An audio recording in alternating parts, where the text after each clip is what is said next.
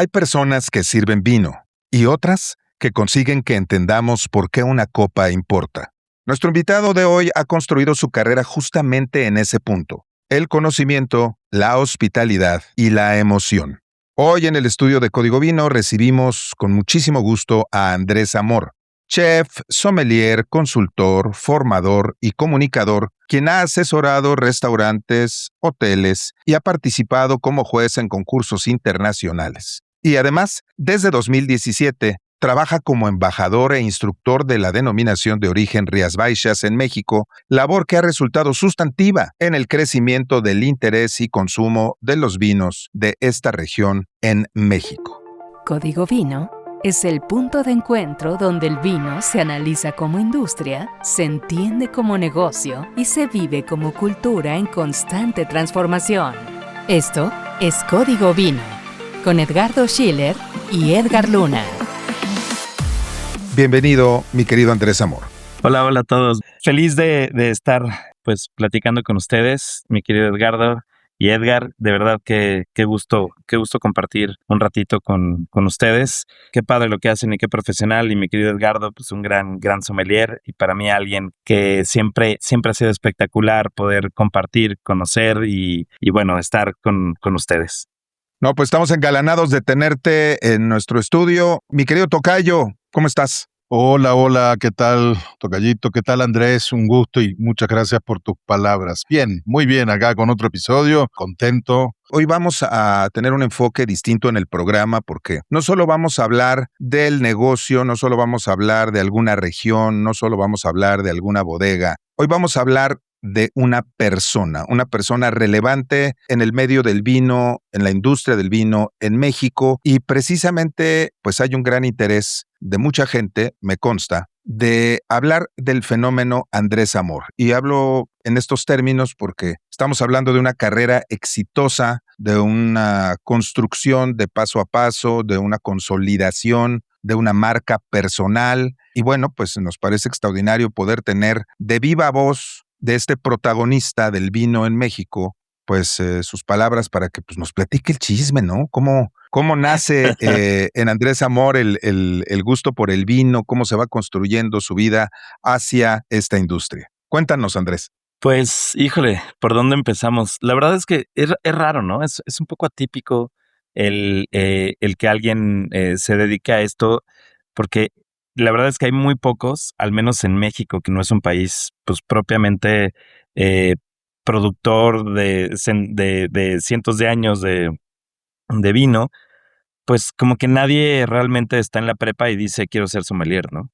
Al menos no en mi generación, no antes de mí. Hoy en día pues es mucho más común, pero creo que todos los de mi generación pues no estamos de repente creciendo y nos dedicamos a esto de primera instancia, ¿no? O sea, hay muchos abogados, administradores, diseñadores y mucho más, que no se dedican exclusivamente al vino desde el principio, ¿no? Y mi caso, pues no es diferente. El convertirse en sommelier, en hablar del vino, sigue siendo algo prácticamente esotérico en los entornos familiares.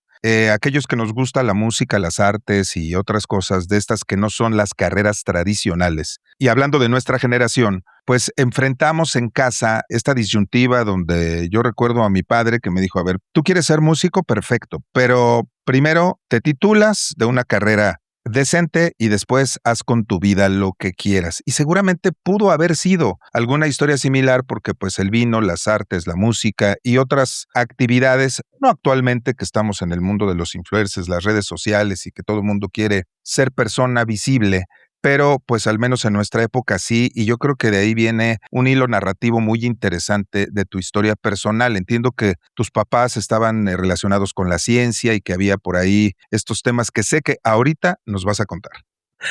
Pues sí, justamente, imagínate, mi papá era doctor en lógica matemática. Lamentablemente falleció ya hace poquito más de una década, pero pues un doctor en lógica matemática. Imagínate lo que es eso. Escribió libros que ni el título se entiende, ¿no? este, llenos de fórmulas, llenos de todo esto. Su especialidad era teoría de conjuntos y aritmética de infinitos, ¿no? Entonces, no te quiero contar cómo era el desayuno con él, ¿no? Y mi mamá es profesora emérita y doctora en biología, ambos por la UNAM, y de hecho se conocen ellos en la Facultad de Ciencias, en un coro. Ambos cantaban y se fueron a Europa y así, de gira, etcétera, mientras están en la universidad. Pero pues bueno, esto te da pie a, mi mamá es doctora en citología, que es el estudio de las células prácticamente. Entonces, esto te marca un poco por quiénes eran, ¿no? Y cómo eran y bueno, un grave inicio, porque dices, ¿cómo diablos estás hablando de vino hoy en día, no? Mi hermano es ingeniero biomédico, mi otro hermano es ingeniero en telecomunicaciones, no recuerdo qué otra cosa, ¿no? Ambos con especialidades y maestrías y todo el show. Mi hermano estudió un par de maestrías en Australia. Entonces, pues en mi caso, eh, pues lo único que había que hacer, yo estudié pues área 1 en la prepa porque era lo que más había visto en mi casa y era lo más fácil de entender. Y de ahí, pues me brinco a la Ibero a estudiar ingeniería industrial, en donde pues realmente no me hallo, ¿no? Ahí voy pasándola, pero pues no digo, ¿qué demonios voy a hacer? Entonces siempre la idea era, justamente como tú lo dijiste, pues ten una carrera que te dé de comer y pues tus gustos personales son para hobby, ¿no? Y la verdad es que ni por un segundo me pasaba que mi hobby podría ser algo de lo que podría vivir, hasta que hago un homestay en Toronto con una familia, la familia que me recibe un homestay es estudiar algunas de las materias aleatorias que tenía, y la familia que me recibe son sicilianos. Esos sicilianos, pues, saben vivir la vida y son increíbles. Y a los días que yo llego, llega también la nona de la familia, que era una italiana, una siciliana que no hablaba inglés, pero tampoco hablaba italiano, ella hablaba siciliano. El siciliano es un dialecto que se parece más al griego que al inglés, que al italiano. Y entonces no le entendía un demonio, pero ella era una cocinera fabulosa en el pueblo de Sicilia de donde venían. Y la gente en Hart Avenue, que era en donde vivía, pues era una comunidad italiana y prácticamente fue como de llegó la cocinera, ¿no? Y entonces le dejaban ollas afuera con el nombre de la familia y dinero. Y entonces ella recopilaba el dinero y me acuerdo que me decía, come, que era lo único que sabía decir. Y era pues para que le ayudara a cargar las cosas, ir al súper con ella. Y yo la verdad es que tuve siempre una relación muy cercana con mi abuela. Entonces, el estar con ella pues me parecía natural. Y aunque no nos entendíamos nada, me daba vino y me enseñaba a cocinar, porque cocinaba todo el día. Entonces me daba algo de dinero, pues algo para después salir y estar con mis amigos allá en Toronto. Bueno, los amigos que había hecho en el momento. Yo terminé bien rápido las materias y tenía muchísimo tiempo libre, entonces me quedé cocinando con ella. Cuando yo regreso, o sea, aprendí a hacer pasta fresca, risotto, no sé, todas las cosas, a tomar expresos por la mañana y vino por la tarde. Y como que me acerqué mucho a la familia. Y cuando regreso a México, 10 kilos después, porque vaya que le comí en el momento. No podría ser de otra manera tampoco. Sí, no, imagínate, regreso a México, veo a todos mis amigos, veo a la familia y en mi bienvenida me dicen, ¿qué quieres hacer, no? Yo les dije, nada, solo quiero llegar directo al súper, les voy a hacer de comer. Y entonces llegué y todos así de, wow, ¿qué tal el inglés? ¿Qué tal las materias? Y les dije, no, espérense. Y les hice pasta y risotto a todos. Y en el momento, Y le dijiste, aprendí siciliano, no aprendí inglés. exactamente. O sea, yo decía, pues me di cuenta que me hacía muy feliz hacer feliz a la gente con comida. Entonces les digo a mis papás, ¿qué creen? Pues no voy a ser ingeniero. Lo lamento mucho, quiero ser chef. O sea, la carcajada de mi mamá, mi papá con la cara de qué demonios vas a hacer de tu vida. Lo primero que me dijeron es, te vas a morir de hambre, que creo que es lo único que no le pasa a un chef, pero bueno. Este, Definitivo. Y y yo creo que dijeron, pues vamos a dejarlo que esté un ratito estudiando cocina, se le va a quitar la espinita y pues va a seguir con su vida de ingeniero, ¿no? Y pues todo lo contrario, ¿no? Empecé a estudiar en el Tecnológico Restaurantero. Primero diplomados, cada vez me gustaba más.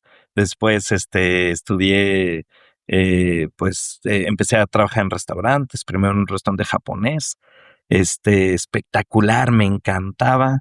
Después trabajé en diversos restaurantes, uno italiano, y, y, y pues terminé la carrera de gastronomía y yo vivía de la gastronomía. El vino, curiosamente, aunque se bebía en mi casa, nunca se hablaba de él, ¿no? En mi casa se bebía vino y mezcal. La familia de mi papá tenía un poquito más la idea del vino, la familia de mi mamá de Oaxaca, mezcal, y esta mezcla curiosa, mi mamá no tomaba mezcal, pero tomaba vino, mi papá le gustaba el tequilita y el mezcal, pero el mezcal en ese tiempo era de nacos, ¿no? Así como el tequila unos años antes. Entonces cambiaron el mezcal por el tequila en mi familia. Pero la familia de mi papá no perdonaba un tequilita, y ese era mi acercamiento, ¿no? Después, tuve a maestros increíbles. Tuve un maestro sustituto, ya que lamentablemente falleció mi profesor de vinos, y de repente llegó un chavo, al menos, mucho más joven del maestro que tenía, y me dice: "Buenos días, soy René Rentería", y todo el tiempo, pues, cuando yo preguntaba de vinos, bajo esta idea científica siempre, pues, como que no me podían explicar, y yo: "¿Por qué dices que huele a rosas? ¿Y dónde están las rosas? ¿Y en qué momento le pusieron rosas al vino? ¿O en qué momento le pusieron zarzamoras y me cuentas que es de uva?". Y como que la explicación no me dejaba satisfecho. De hecho, yo iba reprobando la materia de vinos en la carrera. Y llega René Rentería y empieza, pues, a explicar quién es, de qué se trata. Nos empieza a hablar de concursos internacionales, de ser un catador. Y me acuerdo que cuando le empiezo a preguntar de dónde vienen todos estos aromas, pues, me empieza a contestar con algo que yo tengo que digo: "Ay, okey, esto tiene más fondo que no, pues, son ésteres aromáticos que se desarrollan en la fermentación cuando se une un, no sé, ácido graso con una molécula de alcohol, se genera un éster", y yo: "¡Ah! ¿Qué es esto? ¿Y dónde lo aprendiste? ¿Y por qué lo explicas así?".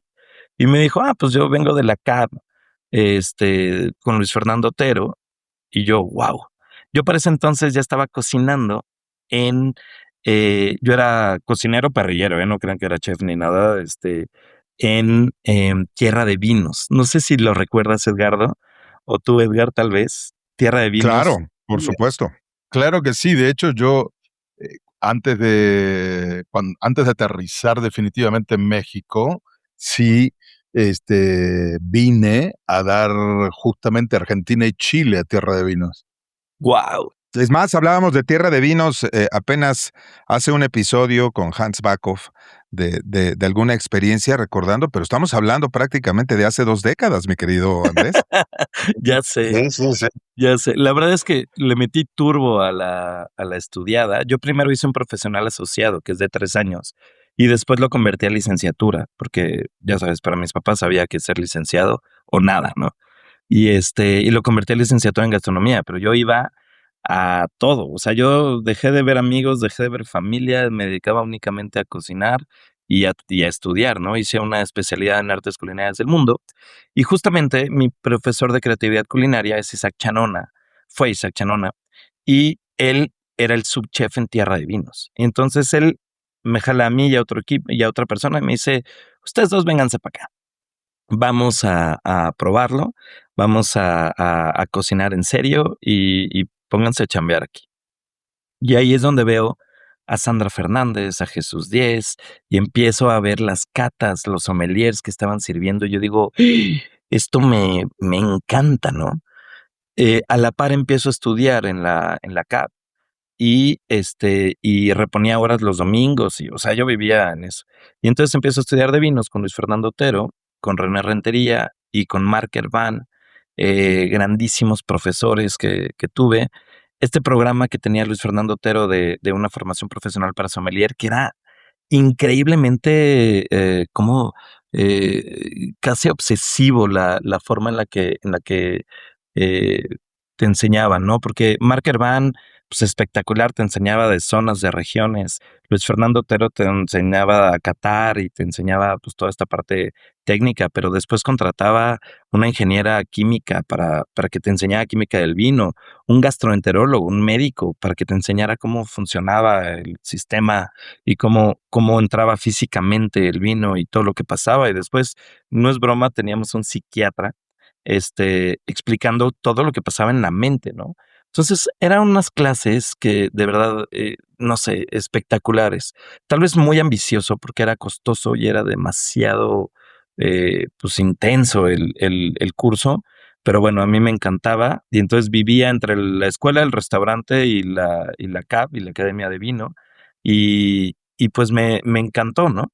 Eh, Ahí, pues yo obviamente enamorado de Sandra Fernández, escuchándola hablar y de todo lo que decía y cómo era, y Jesús Díez también, que lo veías por ahí, y pues veías a todos, ¿no? A esta gente y esta primera generación probablemente de sommeliers, también pues toda la gente que estaba en sala, espectaculares, y llegué con mis papás y les dije, pues, ¿qué creen? Ahora voy a ser sommelier.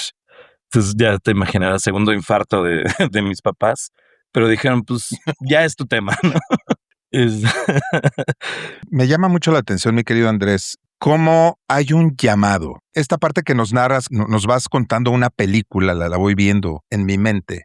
Cómo el vino, la cocina, te escogieron, te llamaron, te atrajeron, te llevaron. Esa experiencia en tu homestay en Toronto, la nona siciliana, las clases que nos narras con René Rentería, con Luis Fernando Otero. Perdóname, son demasiadas casualidades. Entonces creo que estos eventos que son todos extraordinarios van formando un caso singular. Lo veo como una cadena de acontecimientos que todos van hacia un mismo lado, pero atendiendo también, por lo que escucho, a tu misma obsesión personal, primero por la cocina y después por el vino.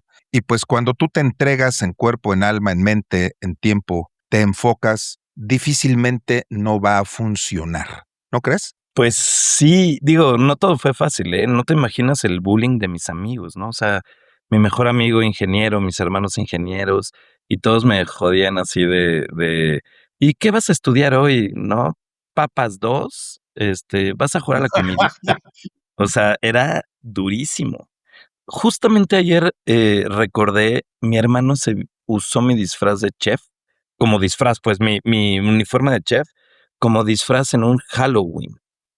Digo, se lo embarró de sangre, No lo que te sea, creo. pero, ¿te imaginas esta familia? No es que mi familia sea retrógrada ni nada por el estilo, pero eran muy de estudios, ¿no? Entonces, no veían claramente mi vida como un estudio, no lo veían real, lo veían como, pues, como este pobre, pues, ahí está en su sin saber qué hacer, ¿no? O no hace nada que realmente requiera valor, ¿no?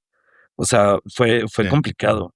¿Y cómo y cuándo Andrés Amor se volvió referente del mundo del vino?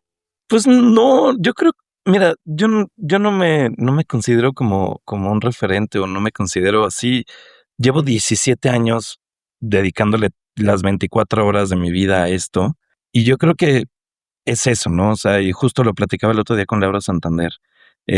A ver, l se trata de fregarle 24/7, punto, ¿no? Y obviamente hay 1000 personas que, pues, que no consideran que yo debería de estar al frente de un restaurante o seleccionando la carta de vinos, pues, tal vez porque igual ni saben qué hice, ¿no? O creen que alguna vez me lo dijeron, ¿no? O sea, me dijeron: "A ti te dieron todo en una cuchara de plata y tú eres un niño fresa que te", y yo, ¿fresa de dónde? Y cuchara de plata, ¿de dónde?, ¿no? O sea, a mí mis papás me dejaron de pagar, eh mis estudios cuando terminé la carrera de gastronomía y se acabó.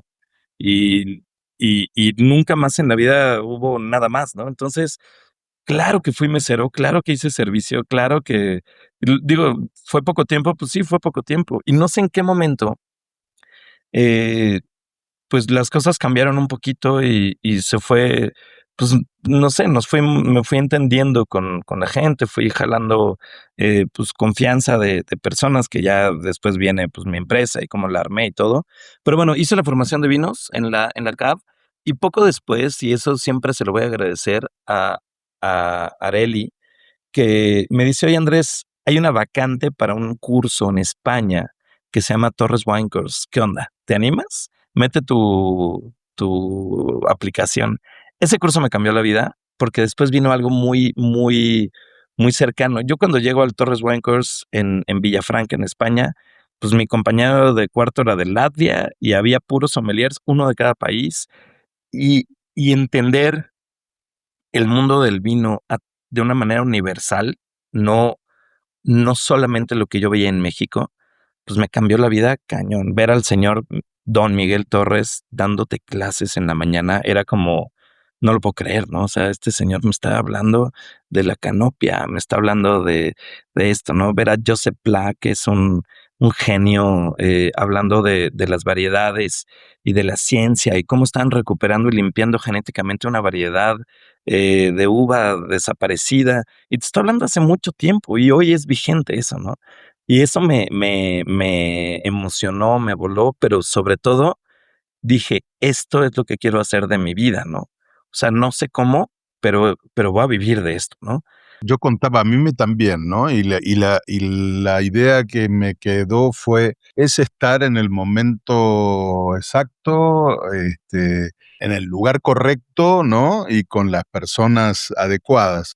A mí me pasó también, de repente, ¿no? Es como que despegué. Y todo porque le ofrecí mi tarjeta a uno de los referentes en ese momento de la sommelería argentina, ¿no? Y se me queda mirando, ¿no? Y yo digo, ¿y ahora qué dije, no? Me dice, sí, tengo una propuesta para ti. Y así fue como comencé y despegué, pues, muy rápido. Así que entiendo perfectamente lo que dices. Quisiera reivindicar desde el punto de vista del sommelier la parte del estudio, del conocimiento y de la ciencia detrás, porque sé que parte de nuestra audiencia también es gente que está pensando en formarse o que está estudiando y que estas cosas pueden ser muy útiles. Y lo digo curiosamente en un paralelismo que encuentro con mi querido Andrés, porque yo también estudié ingeniería industrial y pues hoy mi vida gira alrededor del vino. Wow. Así pasa. Sin embargo, me parece que el vino es algo que si verdaderamente lo quieres hacer bien, y la cocina, por supuesto, requiere profundidad y seriedad en el estudio, en el conocimiento y al final pagar en el tiempo, digamos, ese precio a la musa, porque definitivamente no se puede uno volver bueno si no hay mucho conocimiento detrás. Entonces yo creo que ahí sí reivindico esta labor porque sé que los eventos afortunados suceden y lo veo en ti, tocayo, que te conozco también de una carrera muy larga, muy entregada, en momentos muy sufrida, pero también llena de satisfacciones. Pero vuelvo a lo mismo, no son cosas que pueden ocurrir, digamos, de manera instantánea. Traen un trabajo detrás, pero también mucho conocimiento, mucho esfuerzo. Y me parece que eso hay que reconocerlo. Y creo que en consecuencia entonces empiezan a suceder esos eventos afortunados y esas aparentes casualidades que por supuesto no lo son. Regresemos a tu pregunta, tocayo. ¿Cuándo fue, Andrés, no sé si tu primer encuentro o recuerdo importante alrededor de una botella o aplica el de cuál fue la mejor, ¿no? Anécdota alrededor de una botella? O podemos hacer las dos. Híjole, fíjate, la relación con mi papá siempre fue muy cercana, con todo y que, pues, mi papá, siendo lógico matemático y así, este, disfrutaba muchísimo la mesa, ¿no? Y en mi casa siempre había grandes comidas y así, ¿no? Y no creas que eran comidas de abrir vinos carísimos, ni nada por el estilo. De hecho, la mitad de la familia tomaba Asti y la otra mitad tomaba Siglo, ¿no? Y listo. Nos quitamos de broncas. ¿Quién, quién le gustaba el vino tinto seco y quién tomaba el vino dulce? Y se acabó. Pero recordaba ese buen momento, esa buena plática, esos momentos increíbles de familia que, pues, que se te quedan y te forman. Y mi papá le da la vuelta al mundo. Él, yo creo que de alguna manera ya sabía un poco que estaba enfermo, tal vez no consciente, pero mi papá tenía cáncer, ¿no? Y bueno, no sé, nunca nos enteramos, ¿no? Hasta que fue muy tarde, pero le da la vuelta al mundo y le da la vuelta al mundo viendo a personas importantes en su vida, una tía que es monja, y se va a vivir ahí, deja a mi hermano en Australia en una de las maestrías, digamos que está feliz por ahí. Y yo creo que lo que fue pues más significativo fue que uno de sus alumnos le dio un par de vinos a mi papá y dijo para que los abras con tu hijo. Y curiosamente yo guardé la botella. No me preguntes por qué, fue un Mauro. Antes de que Mauro fuera Mauro, ¿no? Pero bueno, un Mauro del grandísimo Mariano García, 2005, que tengo la botella aquí atrás en mi casa. Y ya fue la última botella que tomé con mi papá. Entonces, sin duda, pues me marca, ¿no? Wow. Mira que, aparte, bien dicen, ¿no? Mariano García, un tipazo, sencillo. Yo tuve la oportunidad también de comer con él allá en Sardón del Duero. Y muy gracioso porque fuimos a, viste, esos restaurantes chiquititos, ¿no? De los que él solía comer cuando salía de trabajar o entre trabajo, ¿no? Y me dice, y le dice el dueño, le dice, oye, Mariano, que ayer vino un cliente y se tomó una de tus botellas y ya no le gustó. Y el otro le dice, ¿cómo? ¿Qué pasó? Dice, pues no sé, dijo que no estaba buena. ¿Y qué añada era? Y era, pues, creo que era 86, no sé, la primera añada de él. Dice, pero claro, hombre, esto tiene ya no sé cuánto, te hablo era 2000, no sé, 12, 13. ¿No? Y dice, obviamente. Y entonces dice, tráela. Y la probamos y yo estaba, viste, así como que en éxtasis. Y Mariano dice, pues sí, ya está medio, dice. Es cierto, está espectacular, ¿no?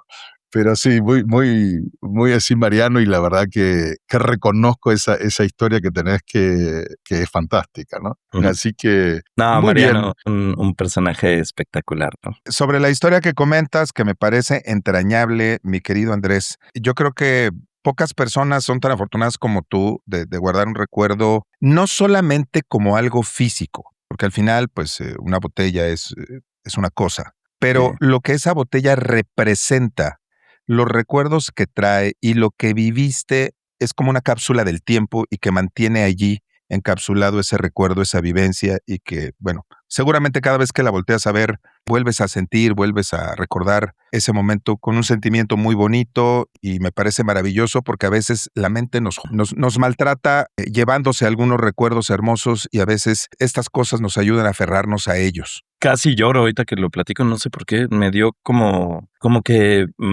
pocas veces lo platico.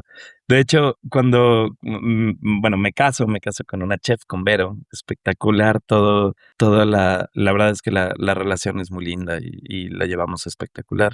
Pero me caso y cuando llega ella a vivir a México, a mi departamento, pues mi departamento no tenía ni un solo cuadro, estaba lleno de botellas, eran como puros recuerdos, ¿no? Y me dijo, a ver, pues vamos a empezar a tirar las botellas porque aquí vamos a poner cuadros y vamos a poner cosas. Y yo dije, uy, ahora tengo que tirar botellas, ¿no? Y sí, digo, obviamente cualquier botella que me había tomado con una exnovia seguramente se fue a la basura, pero, pero nos quedamos con algunas, pero me quedé con estas botellas, ¿no? Y justamente hoy en la sala, en mi casa, que me encantaría que nos acompañaran pronto, eh, pues hay 2, 4, 6 botellas que corresponden a eventos de mi vida muy específicos, ¿no?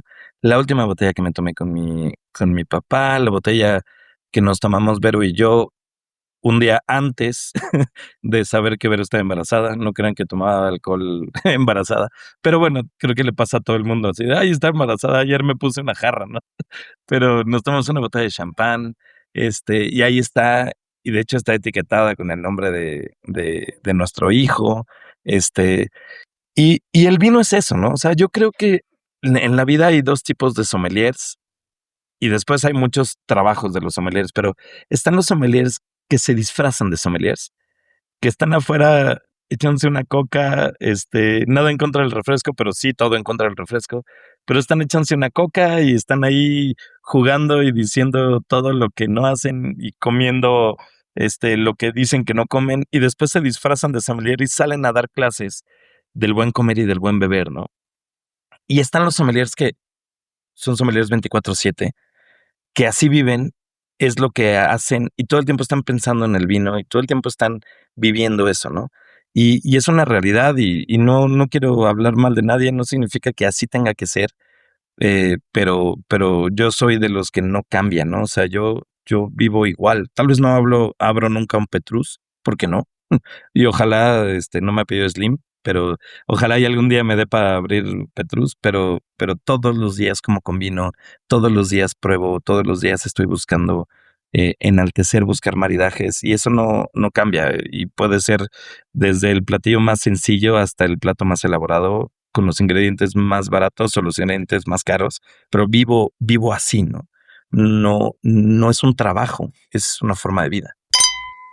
En tiempos de absurdos, consignas y opiniones sin sustento, pensar a fondo se vuelve un acto incómodo. Imposible estar de acuerdo es el podcast donde las posturas se confrontan, las contradicciones se exhiben y el desacuerdo se convierte en conversación. Imposible estar de acuerdo, un podcast de Frecuencia Cero, con René Palacios y Edgar Luna. Todos los miércoles un nuevo tema para reflexionar, disponible en todas las plataformas de streaming. Me parece que la autenticidad es algo que no se tiene que comprobar con evidencias, sino que se convierte en algo que es también tu bandera, Andrés, y lo estoy percibiendo en esta charla y te agradezco muchísimo la apertura y digamos esta charla tan honesta donde nos abres tu corazón porque pues también hablas de cosas muy personales. Decía mi tocayo, hay un momento que es como el momento de la verdad, ¿no? Para él, cuando entrega esta tarjeta y de ahí empiezan una serie de retos y éxitos. Y bueno, pues de repente hablamos de este proceso de tu formación, de tu transformación de vida, de tu compromiso y encuentro con la cocina y el vino. Pero pues tenemos que pasar la página y luego vemos a un Andrés Amor participando como juez catador en concursos en China, en Suiza, en España, en Croacia, en México, asesorando muchos restaurantes, dando formación especializada. Ujú. Cuéntanos un poco también ya cómo van sucediendo esos diferentes momentos, eventos, hasta llevarte a donde estás hoy, porque pues tendremos que platicar en unos minutos ya sobre Rías Baixas. Sí. Pues mira, muy rápido. Otro de los eventos que cambia, y nuevamente una persona a la cual le agradezco siempre, Fernanda Gutiérrez, que a través del CESA llego a un curso de la École Hôtellerie de Lausanne, que es espectacular, la universidad gastronómica más antigua del mundo en Suiza, y un curso que lo da René Roger, que bueno, tal vez no nos sonará mucho, pero este señor le hace el marketing y le desarrolla muchas cosas a bodeguitas chiquitas como Moet Chandon y algunas otras, que bueno, que son Pequeñitas de esas. pequeñitas, de esas casi que nadie conoce. Y él presenta un curso que es marketing de restaurantes. Y el marketing suizo no tiene nada que ver con nuestra idea de marketing, de si pones el toldo de color naranja la gente le da hambre o cosas así, no tiene nada que ver. El marketing de restaurantes suizo está lleno de números y yo me reencontré con Excel y me reencontré con lo que había estudiado ingeniería, ¿no? Me encantó porque empiezas a proyectar números y dije, ¿qué es esto? Este curso me cambió la vida porque lo adopté y aquí vino la pequeña diferencia porque lo trasladé a México y y se hizo una traducción hacia lo que requería México. Y esto es parte fundamental de cómo desarrollo las cartas de vino para restaurantes. Entonces, yo trabajé un tiempo para una revista, para El Conocedor. Viajé mucho, eso me ayudó mucho, pero me estaba alejando un poco de lo que quería, ¿no? Porque estaba vendiendo publicidad para la revista.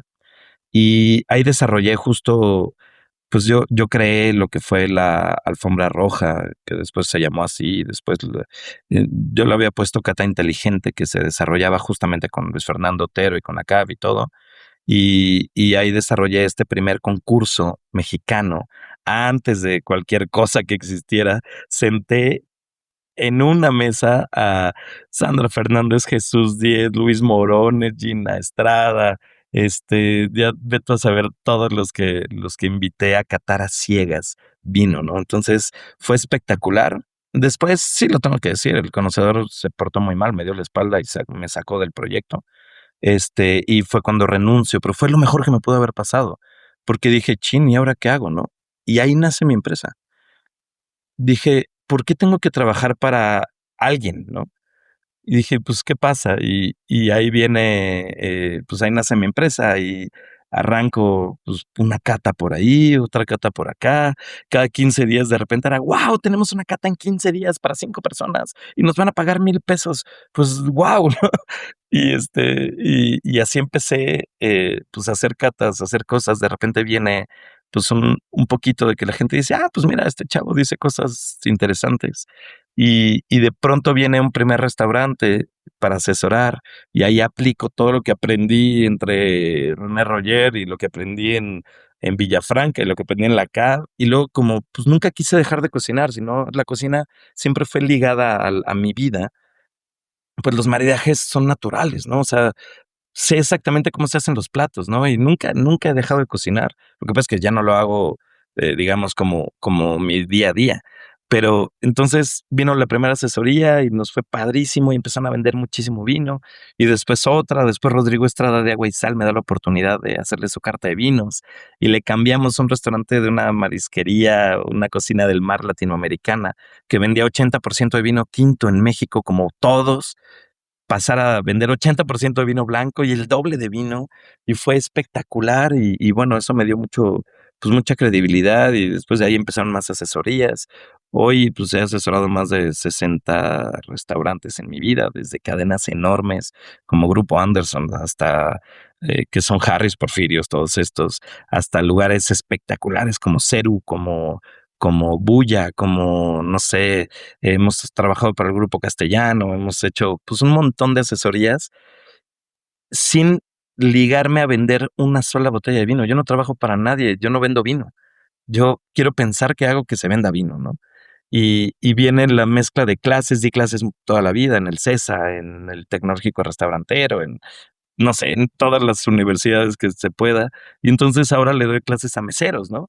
Y se mezcla todo eso, y entonces viene la parte de ingeniería en donde les ayudo, pues, con la parte de costeos y de trabajar muy bien el tema para que el vino sea un negocio en un restaurante. Y después hablamos de todos los años que di clases, pues ahora le doy clases a meseros y mi equipo empieza a crecer. Yo ya no soy, claramente, no lo hago yo solo. Estuvo Pau mucho tiempo. Pau pues fue quien creyó en mí, Pau Ángel, que creyó en mí, y me acuerdo que decía: "No tengo ni para pagarte". Y me decía: "Pues cuando ganes algo, me pagas algo". Y yo: "Pues okey". Y así empezamos y, pues, digo, después padrísimo. Hoy Mine, que lleva, pues, toda la empresa y es la directora de la empresa y es quien mueve absolutamente todo. Martín, Yavín, ahora Jorge, todos, pues, están ahí, ¿no? O sea, y o sea, hoy mi empresa ya no es Andrés Amor, sino se llama Amor Consultant, y se dedica y tiene muchísimos brazos, pero, pues, es gracias a todo el equipo que tengo, ¿no? Son unos profesionalazos increíbles que siempre nos eh, andamos peleando y andamos discutiendo y andamos así, pero la verdad es que, pues, eso es lo que se logró, ¿no? Es una empresa muy sui generis. No creo que alguien más tenga una empresa de esta forma, tal vez Laura Santander, que es de mis amigas, de mis mejores amigas, pero además mi competencia directa, porque nos dedicamos mucho a lo mismo, y muchos más que hacen asesorías así, pero no sé, con una empresa tal cual formada de esta forma. Y llega por casualidad, por suerte, pues, Rías Baixas, que bueno, llevamos ya muchos años haciendo este trabajo, ¿no? Siento que ya hablé muchísimo. Es que no sé, que como decía al principio, mi tocayo, lo cuentas y lo narras de una manera que en realidad estamos viendo una película y nos da pena interrumpir, ¿verdad? No, y me parece que además nos vas guiando de una manera muy ordenada a poder entender hacia dónde vamos. Ya llegamos ahorita a Rías Baixas. Por favor, de nuevo, el micrófono es tuyo. Cuéntanos qué pasa a partir de ese 2017, cómo nace esa relación, qué ve Rías Baixas en Andrés Amor para definirte Pues embajador. Y sobre todo, oye, me encantó lo que comentaste de tu reencuentro con el Excel y ese curso, porque al final, entre ingenieros industriales hablemos, Aunque uno no se dedique a la ingeniería, no se dedique a los aspectos, ya sea de la manufactura, de la transformación, es una formación que te sirve para todo. Yo he trabajado en medios de comunicación, he trabajado en bancos, ahora estoy en el vino y lo que estudié, algo te sirve. Y entonces me imagino que con esta formación tan completa, tan integral, con todas estas experiencias de vida, evidentemente hay un atractivo para que la denominación de origen, el Consejo Regulador, haya visto en Andrés Amor el talento necesario para poder representar a la denominación de origen en México. Pues sí, o sea, creo que pues vale la pena explicar cómo funciona, ¿no? Porque muchas veces me lo han preguntado y yo soy un libro abierto, o sea, cuando Lau empezó su empresa me dijo, Andrés, ¿cómo haces tus asesorías? Y le dije, ven, siéntate, así, completa, ¿eh? O sea, yo no escondo las cosas porque yo creo que el pastel es demasiado grande y cabemos todos, ¿no? O sea, entonces, en el tema de trabajar una denominación de origen, pues es así, o sea, es tan sencillo como esto. Las denominaciones de origen trabajan bajando un presupuesto de la Unión Europea que se llaman OCMs.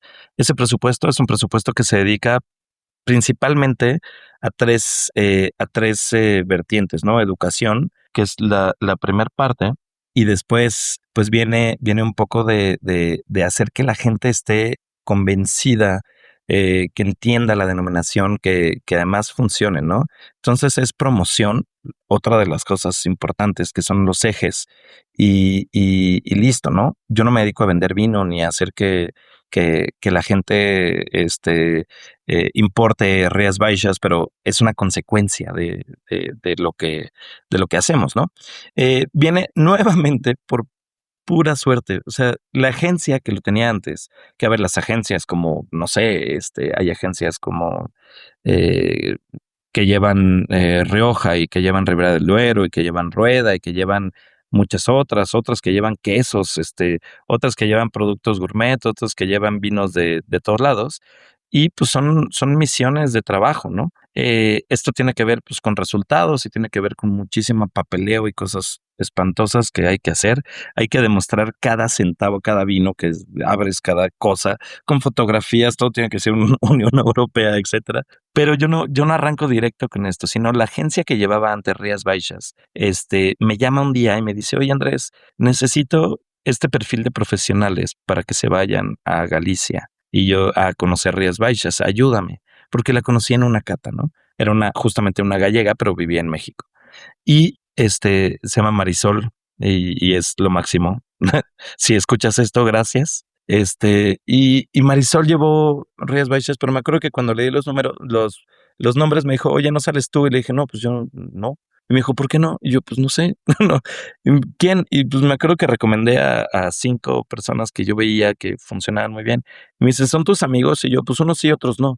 Me dice, wow, ¿recomendaste a alguien que no es cercano? Y le dije, pues yo creo que son los mejores. E hicimos un primer viaje a Rías Baixas. En ese viaje vi Rías Baixas y dije, esto me mata, o sea, me vuelve loco. Regresé y le dije, lo que quieras de Rías Baixas, yo lo hago. Y me dijo, perfecto. Y empecé a trabajar haciendo las catas. Me pagaban 2 pesos para, para hacer para hacer las catas, ¿no? Y empecé cada vez más. Y yo le proponía y le decía, oye, ¿y si hacemos una cata así? ¿Y si desarrollamos esto? Y mira, este restaurante sería espectacular para que tuviera Rías Baixas. Vamos a hacerle una formación a los meseros. Y mi plan fue, vamos desde abajo. Los meseros necesitan aprender el servicio en general en México. Meseros o vendedores, o como te quieran decir, necesitan aprender a servir vino blanco, necesitan saber que se enfría, necesitan saber cuánto se sirve, necesitan saber qué pasa si sirven una copota de vino blanco, pues que se le va a calentar y que no va a estar bien y pues se enfría porque pues la acidez es más alta. Y conceptos basiquísimos. E hice durante 2 años una gira por todo México hablándole no a gerentes, no a capitanes y mucho menos a sommeliers, a meseros, a la parte más baja que muchas veces llegan a presentarles vinos y les hablan de tanicidad y astringencia y de 1000 cosas, pero no les explican que el vino está hecho de uva. Y por ahí se empieza, ¿no? Entonces, pues el primer contacto que entendieron de vino fue con vino blanco, con Alvariño, y esos meseros eventualmente van a estar en otro lado, van a viajar, van a ser gerentes o pues van a compartir esto. Y listo. Entonces, así empecé. Después, un par de años después, la agencia tiene que desaparece pues, porque la contratan para otra cosa. Y me dicen, ¿te quieres quedar con Rías Baixas? Y yo, ok. pues tienes que convertir tu empresa en una agencia, ¿no? Y tienes que darte de alta así, así, así. Dije, de acuerdo, hice todos los trámites y empecé a trabajar para la Unión Europea, ¿no? O sea, yo no sabía ni cómo facturarle a Europa. Y así empezó. Y pues te empiezan a pagar en euros, empiezas a hacer más cosas. Y soy fan, ¿no? O sea, esto está fuera totalmente del trabajo de la denominación, pero el viernes doy una cata y está fuera o sea, no me la pagan, pues, pero me encanta, ¿no? Y la próxima semana damos otra, y así estoy todo el día y me encanta.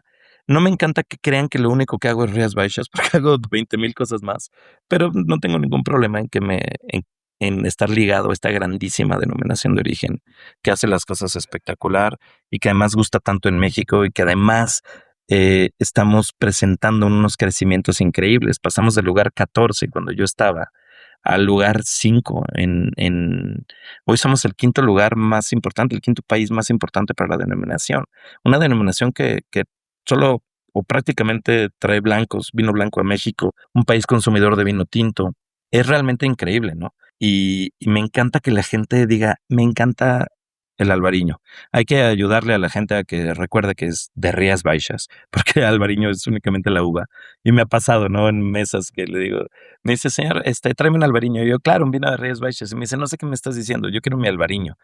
Y chin, ¿no? O sea, tienes que explicar el origen. Pero pues es un trabajo a largo plazo y estamos felices, ¿no? Entonces, pues así llega, o sea, fue muy, o sea, fortuito que yo lo manejara.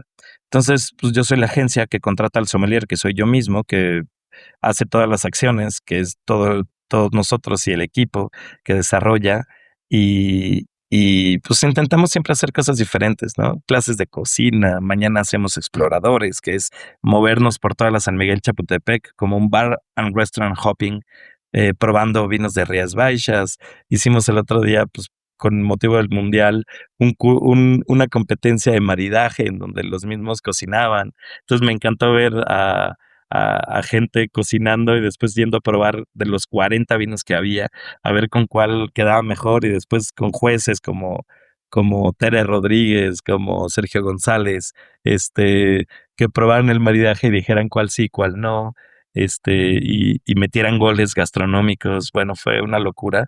Y eso es todo el equipo, ¿no? O sea, no soy yo, sino es todo lo que generamos con el equipo y somos 5 pelados haciendo lo más que podemos, ¿no? Mi querido Andrés, déjame insistir un poco en este concepto de que los éxitos no surgen de la nada. Este trabajo que hiciste durante 2 años, pues literal, haciendo labor de capacitación, de evangelismo, diría yo, entre la comunidad del servicio restaurantero en México, seguramente ha pagado y con creces, porque ese salto al lugar quinto no es casualidad, definitivamente. Y además pasa algo muy curioso. Yo me acuerdo que hace más o menos unos 2 años empecé a notar con el grupo de amigos que frecuento y demás, que empezaba a aparecer el tema del albariño en las charlas, que alguien llegaba con una botella que vamos a probar, y me parece que viene como resultante de todo esto que se va generando a nivel social como un fenómeno, pues en aquellos que nos gusta la buena comida, los vinos, etcétera, y que viene justamente de allí. Son efectos dominó, efectos mariposa, que en el tiempo pues se van convirtiendo con estos efectos multiplicadores en resultados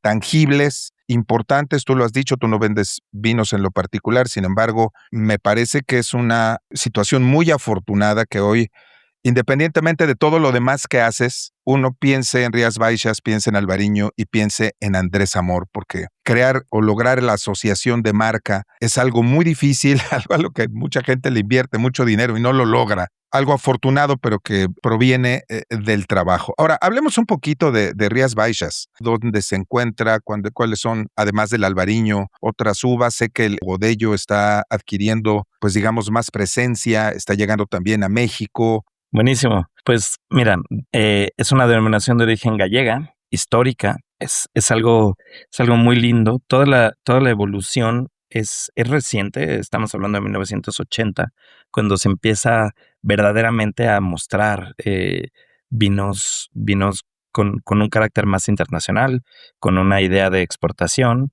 Es una denominación pequeñititita, estamos hablando de 4,320 hectáreas. A ver, si estamos hablando de que España tiene, para redondear, 1 millón de hectáreas, estamos en el 0.4%, ¿no?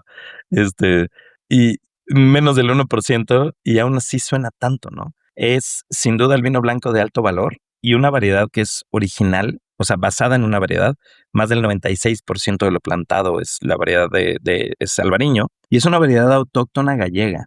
Tiene muchas historias de dónde viene y si los romanos la llevaron y si la orden del Cister o gente eclesiástica que pasó en el Camino de Santiago, dejó un primo hermano del Riesling por ahí.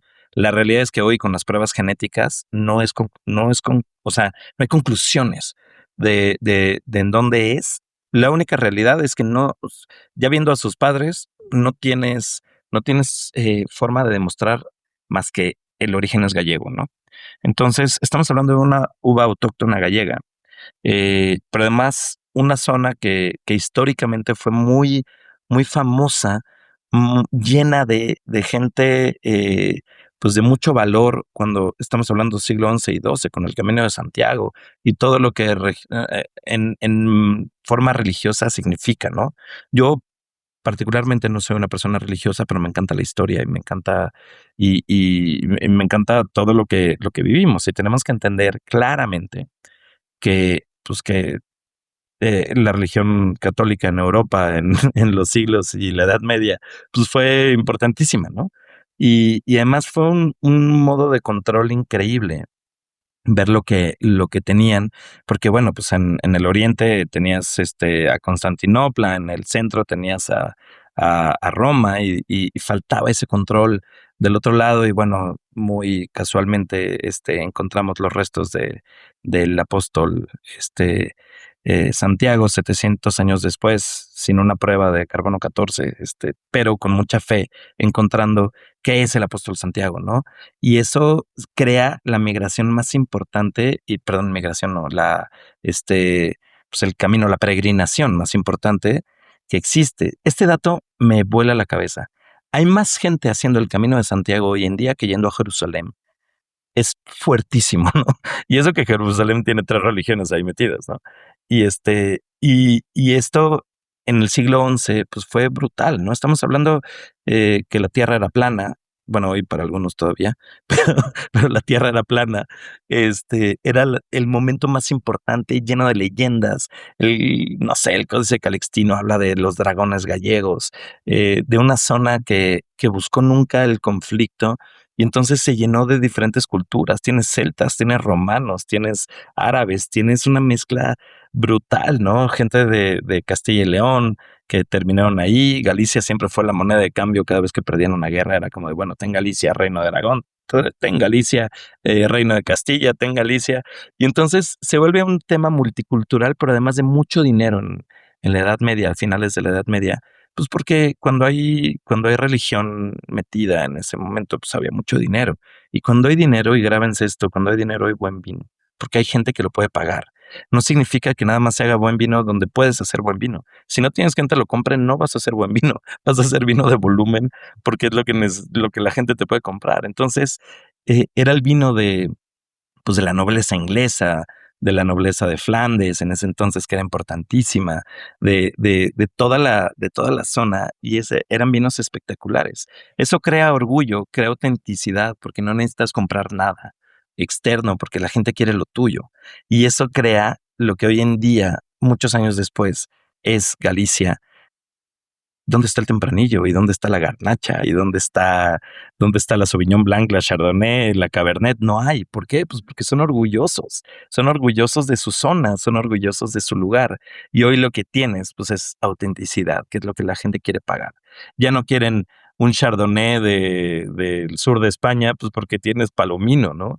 Ya no quieren un Sauvignon Blanc no sé, de La Rioja, porque pues tienes otros que existen, pues, pero que tienes sus uvas increíbles, tienes una Viura que es espectacular, y la gente dice, ¿y qué pasa en Galicia? Pues es todo autóctono. Tienes Loureira, Treixadura, parece que estoy narrando un partido de Brasil, ¿no? Pero Loureira, Treixadura, Caíño, y obviamente el albariño, ¿no? Con ñ, que además es una palabra castellana y así la conoce el mundo. Entonces, que no me digan que el albariño está por muchos lados, la Godello, justamente, que también es una palabra castellana, y tienes todas estos vinos espectaculares y esta zona que pues tiene una autenticidad y que se quiere mantener pequeñita. No es la idea de crecer. Hoy la hectárea es la más cara de toda España. De hecho, pues digo, por alguna razón, Vega Sicilia, que sabemos y dominamos que sabe lo que hace y que puede hacer vino en todo el mundo, donde se le antoje, porque pues así son. Quisieron hacer vino en Hungría y lo sacaron y es una cosa espectacular. Pues su nuevo proyecto está en Rías Baixas, pagando la hectárea histórica más cara que se ha pagado por viñedo en España y dentro de Galicia, ¿no? Estamos hablando de una zona que muchísimas bodegas, muchísimas, La Rioja Alta, con toda esta cosas espectaculares, pues también tiene su viñedo allá y es Lagar de Cervera, ¿no? Que muchos no sabemos, ¿no? O no sé, Paso Barrantes, que es increíble, pues esto estamos hablando de bodegas riojanas de toda de toda la alcurnia que son espectaculares como Marqués de Murrieta, con su viñedo en Galicia, y así te puedo decir de Ribera de Rioja, de muchos lados, que producen en Rías Baixas albariños de la máxima calidad. Una zona difícil de trabajar, máxima pluviometría de una zona vitivinícola en el mundo, 2.800 milímetros cúbicos de Wow. lluvia cuando estás hablando perdón, 1.800, no 2.800, disculpen. Pero cuando estás hablando de una zona verdaderamente compleja, que es, no sé, si quieres hablar de Ribera del Duero, pues estás hablando de 500 milímetros, si bien te va, ¿no? 400 por ahí. Rioja puedes llegar a 600, Burdeos puedes llegar a 700 en un año muy lluvioso y ya no saben ni qué hacer con todas las plagas y todos los hongos y todo lo que hay. Y aquí estás hablando de 1.600 a 1.800 milímetros de lluvia, ¿no? Es una absoluta locura. Un tema de microparcelización que es que, que no tiene que ver con la idea de producir poquito en un viñedo muy específico, tiene que ver con un tema histórico de cómo se dividían los terrenos. Y entonces, pues tienes en 4.000 hectáreas más de 22.800 parcelas. Y eso es una locura. Entonces, una botella de albariño es un albariño de albariños. No sé si puedo explicar esto, pero son tantas pequeñitas parcelas. Y aparte, con diferentes dueños, ¿no? Porque al fin y al cabo, Exacto. exacto, se parece un poco, digo, a la Borgoña y demás, ¿no? Donde por ahí hay parcelas, dueños de parcelas, ¿no? Ni siquiera de hectáreas, ¿no? O sea, por ahí de líneas o lo que sea. Creo que era en España, por lo menos era la de mayor relación entre campo y dueños, ¿no? No, O bueno, sea, es que es impresionante. sí, gente que tiene por ahí media hectárea o lo que sea, y entonces hay muchísimos dueños dentro de mismo Galicia. Hay un dato por ahí de que la vendimia de 2025 fue histórica porque representó un incremento en productividad por kilos de uva del 12.74% más que el año anterior. Y este dato, a ti que te gustan los números, lo debemos de asociar a que, por supuesto, hay circunstancias climáticas, hay cosas que no se controlan con la mano del hombre, pero hablando de una región con tal identidad, con tanto celo de esa identidad tan auténtica, me imagino que también hay un compromiso con hacer sustentable la tierra, con la tecnología, de ese lado, ¿qué nos comentas? Pues mira, hay que ser honestos y hay que ser realistas, ¿no? O sea, cuando te encuentras un vino chileno del Valle de Apalta y te dice soy orgánico, dices, más te vale. O sea, tienes las mejores condiciones del mundo para ser orgánico. O sea, si no eres orgánico es porque de verdad te dio mucha flojera o no te interesa. Pero hay que hablar de una zona que llueve con este nivel, ¿no? O sea, claro que todos están buscando mejorar la sostenibilidad y la sustentabilidad. Claro que están buscando esto, pero en la medida de lo posible. Tú no vas a sacrificar tener hongos porque además vas a afectar absolutamente a todos alrededor por una idea de una certificación orgánica que, seamos honestos, si no estás metiéndole ningún químico al vino, el hecho de que sea orgánico o no me causa mucho conflicto en la vida diaria, ¿no? Es la persona que está pidiendo un vino orgánico y en la noche se cena una Maruchan. O sea, es como de, Dios mío, Claro, ¿dónde está tu lógica, no? te sigo perfecto. Entonces, orgánicos vamos a encontrar pocos. El trabajo es necesario. Van a trabajar con cosas como cobre y van a trabajar con algunos herbicidas y pesticidas en la medida de lo necesario para poder producir vino. Porque si no, pues cierra la bodega de una vez, ¿no? Entonces, tenemos que entender un poco en dónde está. Eso sí, la cantidad de sulfitos, el vino, el trabajo, de verdad, o sea, yo lo llevo bebiendo toda mi vida. Creo que hoy si me saca sangre va a salir un poquito de sangre en mi albariño, ¿no? Claro. Pero van a intentar trabajar lo menos posible. Y este es un dato muy curioso. Para todos los que pues, estén estudiando, nos enseñan algo. Y tenemos que entender siempre que el vino depende, ¿no? Es la respuesta a todo. Entonces, ¿cuál es la respuesta al vino o a la producción? Siempre te dicen, pues mientras mayor producción, menor calidad, ¿no? Y sí, pero depende, ¿no? La zona de Galicia, específicamente Rías Baixas, le pasa algo muy similar como a champán. Las mejores añadas son las que tienen, y no es casualidad, mayor producción. ¿Por qué? Porque son las añadas en donde no tuviste problemas desde la floración, el brote, toda esta parte. Pues tuviste un año climático correcto. Cuando se ve que es una añada grande, no es que sea grande, es una añada que no perdió tanto.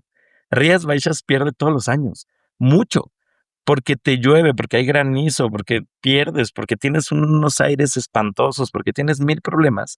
Y entonces la línea de floración la pierdes. Y entonces tienes racimos incompletos, tienes mucha pérdida, después tienes lluvia al momento de la vendimia. Y siempre andan peleando con eso y llorando de a ver en qué momento me llueve y a ver si quiero intentar madurar un poquito de más. Y si me llueve, pues ya lo perdí porque pues ahora cosecho hongos, ¿no?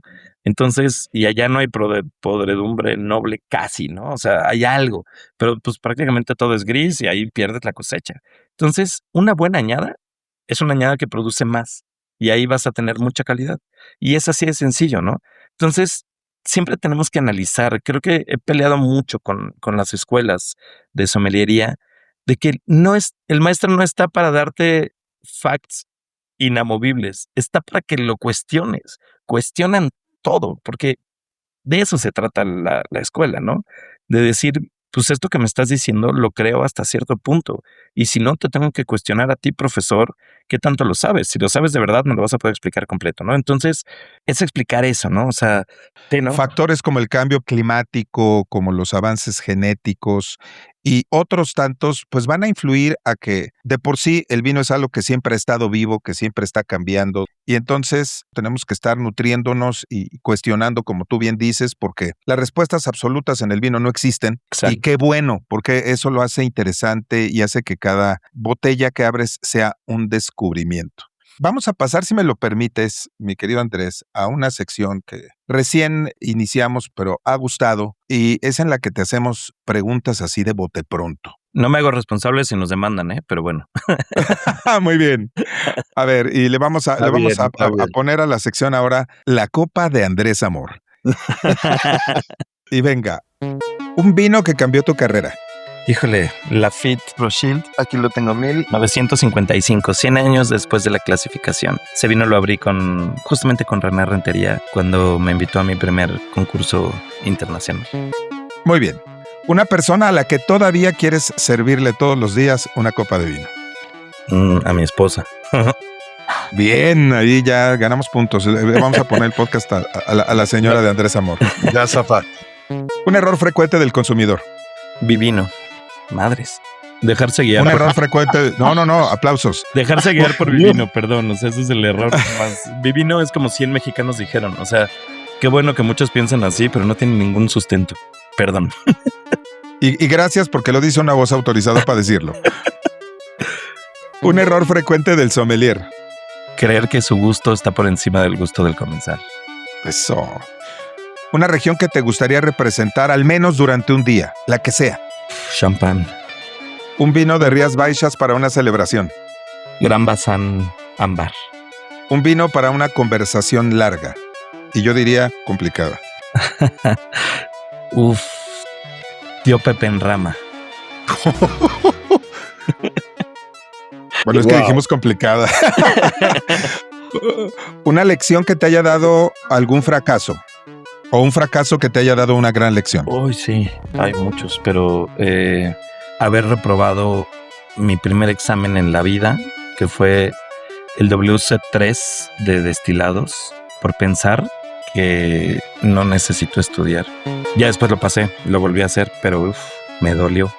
¿Qué significa para Andrés Amor el éxito? Estar bien contigo mismo, con tu conciencia y no lastimar a nadie. Muy bien, y luego como pregunta prácticamente de cierre, y ahí puedes elaborar como tú gustes, mi querido Andrés, ¿qué sigue para Andrés Amor? Yo creo que no dejar de estudiar. Sigue el diploma de la WSET. Sigue intentar dejar un legado con mi equipo para poder disfrutar más a mi familia y a mi hijo. Es una gran respuesta porque al final el equilibrio en la vida, conforme van pasando los años, los viajes, los concursos, las botellas, los éxitos, todo esto te hace notar que tu familia, tu vida personal, tus espacios, los que somos padres, nuestros hijos, son lo realmente importante y todo lo demás es parte de ese camino y de ese proceso que va construyendo eso que llamamos el éxito, pero el lugar al que uno quiere llegar es a la casa, a la familia, a los hijos, a la paz mental y a poder dejar un legado. Me parece que lo describes como tu historia de vida, como tu acercamiento a Rías Baixas, como tus distintos éxitos de una manera muy clara. Eres un gran comunicador, además muy sensible. Y bueno, pues me parece que hemos cubierto de inicio el objetivo de este programa. Ha sido un verdadero agasajo compartir micrófonos contigo. Esta charla ha sido más que sabrosa y bueno, deja puntos suspensivos para que haya más. El único favor que te vamos a pedir es que tan pronto publiquemos este programa, que será el próximo lunes, pues nos ayudes a compartirlo con tu red de amigos, conocidos, alumnos, clientes, pues para que disfruten también de esta charla que hoy ha sido un verdadero agasajo. Te la agradecemos muchísimo, te dejamos un abrazo, grandes aprendizajes, grandes experiencias de vida. Muchas felicidades, Andrés, y que sigan los éxitos. Muchísimas gracias, de verdad qué gusto y bueno, nos vemos muy pronto y disfruten con una copita de Rías Baixas. Claro que sí. Así será. Gracias. Hasta muy pronto. Bye, bye. Si el vino forma parte de tu presente profesional, de tus proyectos futuros, o simplemente quieres ser un entusiasta bien informado, descífralo con nosotros cada semana en Código Vino. Esta es una producción de Frecuencia Cero Media Lab. Todos los derechos reservados. México 2026.